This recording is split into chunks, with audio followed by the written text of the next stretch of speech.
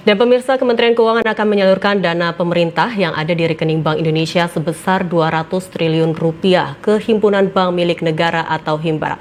Apa dampaknya uang 200 triliun rupiah ditarik dari Bank Indonesia dan dialihkan ke Himbara? Efektifkah kebijakan tersebut diterapkan di tengah kondisi ekonomi tanah air saat ini? Kita akan membahasnya dengan Ekonomi Universitas Indonesia, Ibu Telisa Aulia Valianti. Ya, selamat siang Bu Telisa. Iya, selamat siang. Iya, Bu Telisa, ini terkait dengan kebijakan Pak Menteri yang baru nih, Menteri Keuangan yang baru, Pak Pubraya Yudi Sadewa. Dana BI ini yang tidak digunakan kan sebesar 200 triliun rupiah akan dialihkan ke sejumlah bank negara. Pandangan Anda terkait kebijakan ini seperti apa? Ya, pertama memang yang dilakukan ini kan suatu inovasi ya, yang dilakukan bagaimana caranya mendorong selama ini yang dianggap ada masalah keketatan likuiditas sehingga berdampak pada pertumbuhan ekonomi yang belum sesuai dengan yang kita harapkan. Intinya kan ingin menggerakkan sektor real ya, karena kan uang itu nanti dialirkan untuk lebih dapat menggerakkan sektor real. Nah, selama pertama mau mengapresiasi dulu tentu secara positif ya, karena ini adalah sebuah terobosan kebijakan. Walaupun nanti catatannya kebijakan ini tidak bisa sendirian, harus ada tambahan-tambahan kebijakan pendukung gitu agar kebijakannya jadi lebih efektif. Nah, apa dampaknya sekarang seperti ini? Jadi Bank Indonesia selama ini adalah kasir dari pemerintah.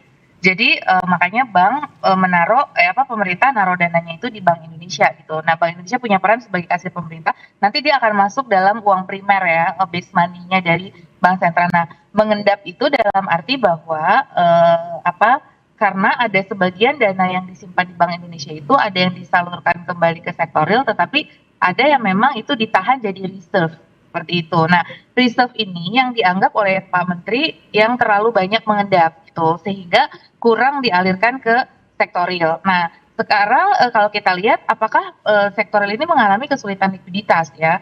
Nah, sebetulnya bank-bank ini kan ada ukurannya tuh, apakah di perbankan itu likuiditasnya kondisinya seperti apa.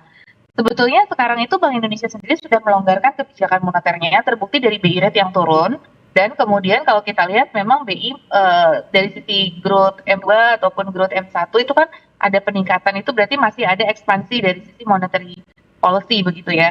Nah, tapi itu dianggap belum cukup untuk mendorong pertumbuhan ekonomi yang lebih lagi. Nah, makanya Pak Purbaya mungkin berinisiatif agar uang yang tadinya mengendap itu supaya betul-betul dialirkan gitu. Sebetulnya BI sudah ada yang pelonggaran likuiditas makroprudensial, waktu itu sempat 100 triliun juga, itu dicoba dialirkan juga. Nah, itu upaya-upaya itu memang ingin didorong lebih lagi. Nah, tapi dengan dana yang memang milik pemerintah, makanya ditaruhnya di bank-bank himbara. Kenapa? Karena mungkin Pak Purbaya melihat juga bahwa kemungkinan ya, kalau kami menilai dari sudut pandang data-datanya, LDR di perbankan itu sudah mulai mengetat, sudah di atas 90% LDR-nya. Nah, itu loan to deposit. Nah, kenapa belakangan ini LDR-nya perbankan itu turun? Karena cari dana murah itu sekarang sulit untuk perbankan. Karena apa? Harus bersaing dengan SBN dan SRBI.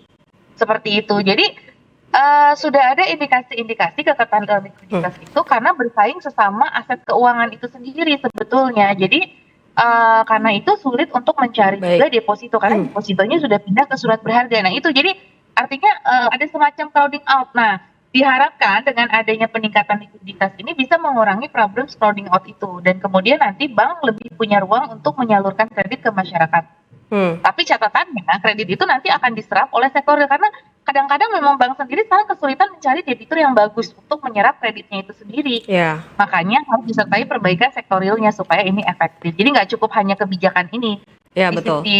Aja. Ya, Bu Telisa, ini ngomongin masalah kebijakan yang dicanangkan sama Pak Rubaya sendiri gitu. Ini kan terkait dengan kebijakan fiskal, lalu kemudian harus juga didukung oleh kebijakan moneter dari pihak Bank Sentral sendiri yang tadi sudah dikatakan bahwa udah turun nih BI rate-nya dari Bank Sentral gitu kan. Nah, ini sebenarnya yang diuntungkan siapa? Bankkah, pemerintahkah, atau rakyat sendiri? Ya, jadi sebetulnya tujuan akhir ya dalam suatu kebijakan itu kan ada yang namanya target operasional, target antara, dan target akhir final goal.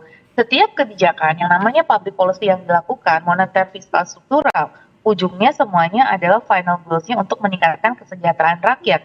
Beneficiary utamanya harusnya rakyat. Jadi memang ujungnya tetapi ya. Nah, tapi di tengah-tengah itu kan ada intermediate target. Misalkan intermediate targetnya bank harus liquid. Nah, jadi otomatis nanti dengan adanya kebijakan ini, pertama yang beneficiary pertama yang direct yang bisa dirasakan bank menjadi lebih liquid. Perbankan mengalami keuntungan di situ. Terus kemudian nanti kalau perbankan bisa meningkatkan likuiditasnya, kemudian kredit meningkat. Nah, kredit itu dinikmati oleh masyarakat dan pengusaha. Nah, masyarakat dan pengusaha bisa mendapatkan kredit yang lebih murah, misalkan kayak gitu. Nah, itu kan beneficiary-nya berarti pengusaha sama masyarakat, konsumen misalkan yang ingin kredit atau kredit konsumsi. Nah, terus kemudian nanti baru beneficiary-nya ekonomi secara keseluruhan. Kalau ekonomi sudah bergerak, ya pemerintah akan mengambil keuntungan juga dari situ dong, karena kan kalau ekonomi bergerak ya pajak itu meningkat, ya pemerintah perform gitu kan. Jadi ya itu semua adalah satu proses transmisi gitu dari suatu kebijakan dampaknya ke sektor yang beneficiary tadi gitu, seperti itu. Baik. Tapi sekali lagi harus disertai dengan kemampuan penyerapan, karena kalau tidak disertai kemampuan penyerapan sama saja seperti air hujan diguyur tapi kemudian dia malah jadi banjir bandang, malah jadi airbag ketika selokannya mampet, nggak menyerap air hujannya itu. Kalau selokannya lancar akan lancar juga. Nah, makanya apa kuncinya? Kuncinya adalah sektorilnya harus bagus, iklim usahanya juga harus bagus, iklim investasi institusional perizinan yang juga kondusif sehingga sektorilnya bisa bergerak untuk menyerap itu tadi. Jadi antara demand dan supply-nya itu ketemu gitu. Jadi bukan cuma misalkan ada supply kredit dari perbankan, tapi demand kreditnya tuh tidak ada. Gitu. Nah, itu yang harus dijaga bagaimana agar demand kredit ini tetap ada juga dari masyarakat dan dunia usaha seperti itu. Ya, Bu Tilisa, tapi ini sebenarnya kebijakan dari Menkyu yang baru ini udah tepat belum di saat kondisi ekonomi yang lagi kayak begini nih, di mana pemerintah, di mana rakyat juga lagi susah gitu kan? Ini gimana Anda melihatnya? Jadi ini baru salah satu langkah secara makro ya. Sebetulnya banyak langkah-langkah lain yang kita tunggu. Misalkan gini, ini kan di Bank Himbara. Nah, kita harapannya ini juga sampai ke bank-bank daerah juga ya. Karena sekarang dana transfer daerah itu kan sebetulnya dipangkas. Jadi kami juga menunggu bagaimana kebijakan dari Pak Menteri yang baru terkait dana transfer daerah. Misalkan. Karena apa? Perlambatan ekonomi yang ada di daerah salah satunya disebabkan karena dana transfer ke daerah itu sangat turun, Mbak. Sekarang dari 900 T menjadi 600 T seperti itu.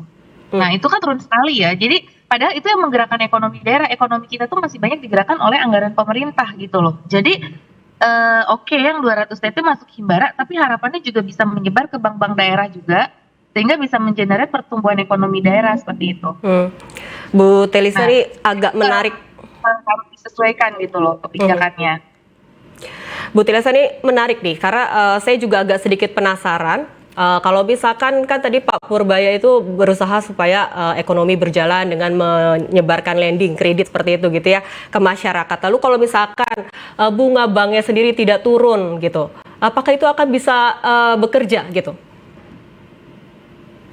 Agak sulit kalau seperti itu. Jadi memang asumsinya ini bisa berdampak kepada sektoril apabila kenaikan likuiditas disertai dengan penurunan bunga kredit perbankan. Karena kan ini kita tahu juga ada rigiditas suku bunga ya.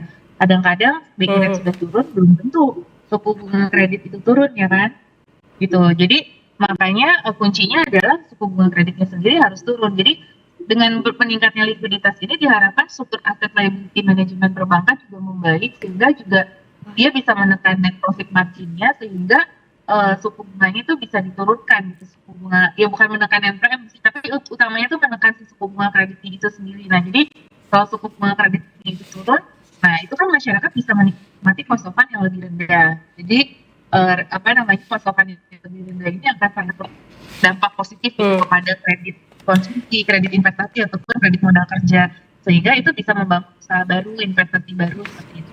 Dan juga mungkin ada kemudahan-kemudahan juga ya, tapi tetap dengan manajemen risiko yang terkendali, tetap sesuai dengan aturan Basel dan prudential banking. Tapi jadi mengurangi. Jadi gini loh, orang kan sekarang banyak terjadi susah karena apa? Pinjam perbankan susah, bunganya juga mungkin tinggi. Nah, kalau bunganya rendah, pinjamnya juga mudah, mungkin orang nggak akan terjebak pinjol lagi, sehingga masyarakat kita tidak terkena dalam debt trap untuk household lah terutama di sini. Nah, sekarang kan rumah tangga kita itu banyak yang konsumsinya turun karena NPL kita juga net performing loans dan terkait dengan pinjaman fintech ini meningkat melonjak ya. Nah, dengan adanya bank yang lebih memberikan murah, itu kemudian harapannya masyarakat tidak terjebak dalam pinjol lagi, sehingga dia punya ruang untuk melakukan konsumsi seperti itu. Iya. Nah, konsumsi itulah yang juga yang menjadi Lisa. pertumbuhan ekonomi. Baik. Tuh. Bu Lisa, ini dana yang ditarik di di antaranya merupakan saldo yang mengendap dan saldo anggaran yang lebih di BI. Yang tadinya 400 ada di BI, lalu kemudian ditarik 200, sisa 200 berarti gitu ya, cadangan dana yang ada di Bank Sentral. Nah itu lalu kemudian langkah antisipasi apa yang perlu disiapkan oleh pemerintah jika ada shock atau kejadian peristiwa yang mengganggu stabilitas ekonomi kita nanti ke depannya?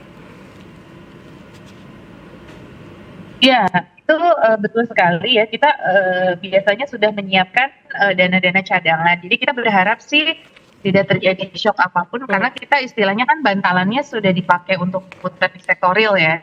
Jadi artinya bahwa harus dipertimbangkan resiko-resiko tadi ya, bantalan ya. Jadi bantalan-bantalannya seperti itu.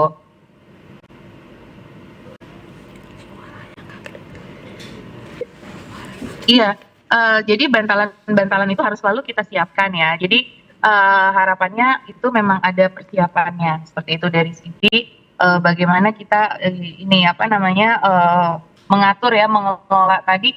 Kalau misalkan ada tiba-tiba nih, misalkan harga minyak naik drastis gitu kan. Nah itu kan kemudian subsidi energi membengkak ya. Nah itu pemerintah dapat dana cadangannya itu dari mana? Kan biasanya dari SAL. Terus kemudian ya dari simpanan tadi. Nah seandainya simpanannya diputar, nah itu kan dia cuma ada skema kan, pemerintah itu punya burden sharing agreement lagi dengan Bank Indonesia.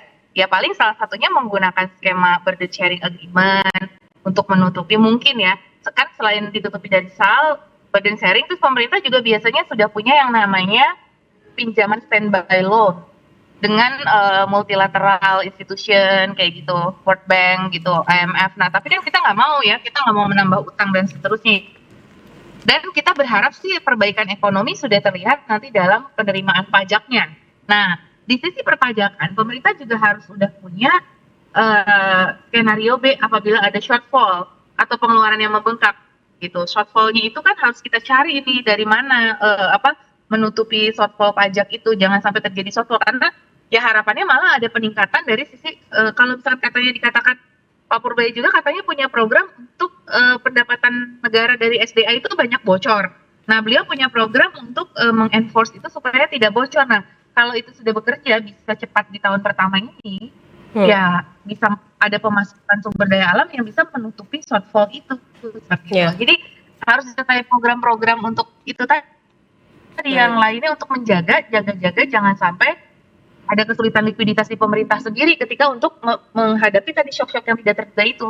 Ya, baik Bu Lisa, ini terakhir Ibu. Menurut Anda dengan kebijakan ini, apakah kebijakan ini berpotensi menimbulkan hiperinflasi? Karena uang beredar di masyarakat ini kan bertambah efek dari kebijakan ini nih. Karena tampaknya hal itu ditakuti masyarakat saat ini. Betul.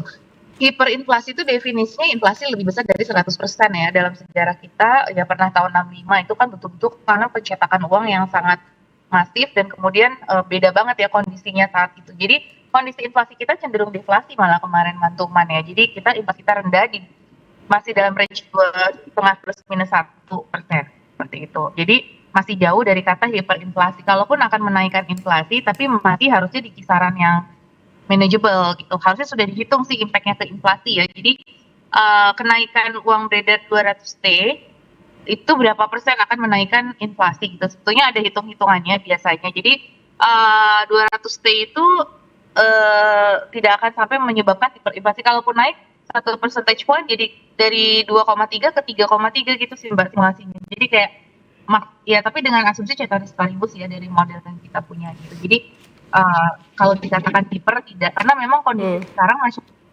inflasi lagi rendah. Cuma kalau terus-menerus tidak terkendali, yang cetak uang secara tidak terkendali, misalkan nyetak 1.000 triliun, nah itu baru bisa hiperinflasi seperti itu. Kalau 200T sih kita dana PET dulu pernah 650T, itu impact ke inflasinya tidak terlalu besar, sekitar 1 percentage point aja, gitu. satu PP ya, 1 percentage point. Jadi kalau dari tadinya 3 jadi 4 seperti itu yang namanya kenaikan 1 percentage point gitu. Baik. Bu Telisa, terima kasih karena telah bergabung bersama kami. Kita harap juga tentunya dalam kebijakan yang baru ini memberikan angin segar kepada kita juga dalam kondisi ekonomi yang saat ini lumayan sulit seperti itu ya Bu ya. Terima kasih sebelumnya dan selamat beraktivitas kembali. Ya, terima kasih.